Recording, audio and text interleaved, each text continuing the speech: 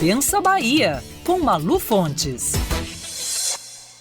Pois é, temos esse caso aí dessa médica, desse ocorrido lamentável, portanto. E como é que a gente pode interpretar isso, Malu? O que você gostaria de comentar a respeito desse fato?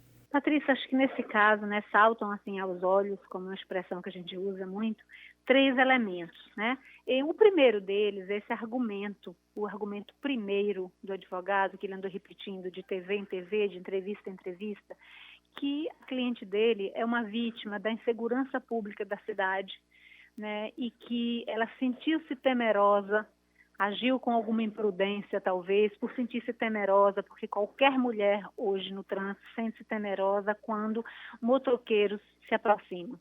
É quase uma falta de respeito. Primeiro, como uma categoria de um modo geral, que são as pessoas que precisam até para trabalhar, para tudo, andar de moto, os motociclistas, depois com a opinião pública. E não dá para a gente compreender como sendo da ordem, né, como diz o advogado, de sentir-se vulnerável, alguém querer dar uma bicuda num carro com uma assimetria de força e de poder tão grande como um carro como era o dela, em relação a uma moto. Ou seja, não se anunciou assalto, não se mostrou arma, ela não sofreu nenhum tipo de dano para sair atrás perseguindo, e a gente vê pelas imagens numa pista onde não havia nenhum outro tipo de carro. Então não foi atrás do ladrão que acabou de me roubar, foi atrás de uma pessoa de quem, por alguma razão, ela sentiu raiva, né? E raiva é diferente, né, de você sentir-se vulnerável.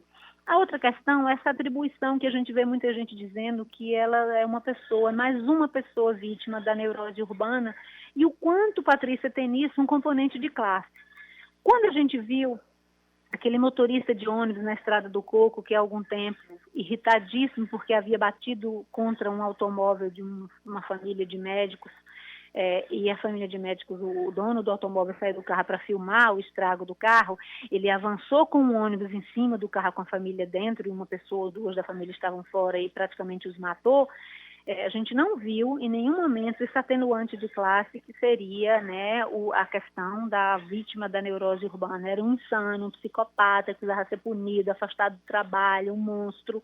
Então, o atenuante de classe ele é sempre usado quando se trata da classe média alta. A gente pobre, mesmo que envolva-se num acidente involuntariamente, não tem direito a esse atenuante, né, de ser vítima da neurose urbana. Temos 43 mil mortes por trânsito, por exemplo, em 2012. Não é possível, Patrícia, que a gente continue atribuindo essas 43 mil mortes a essa rubrica acidente. Porque quando a gente fala de acidente, não há nenhuma responsabilidade. Um acidente, o único culpado, entre aspas, é o acaso.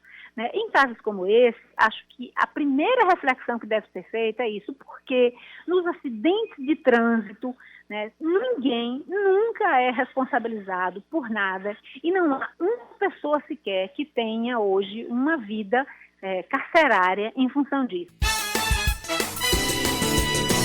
Pensa Bahia, com Malu Fontes.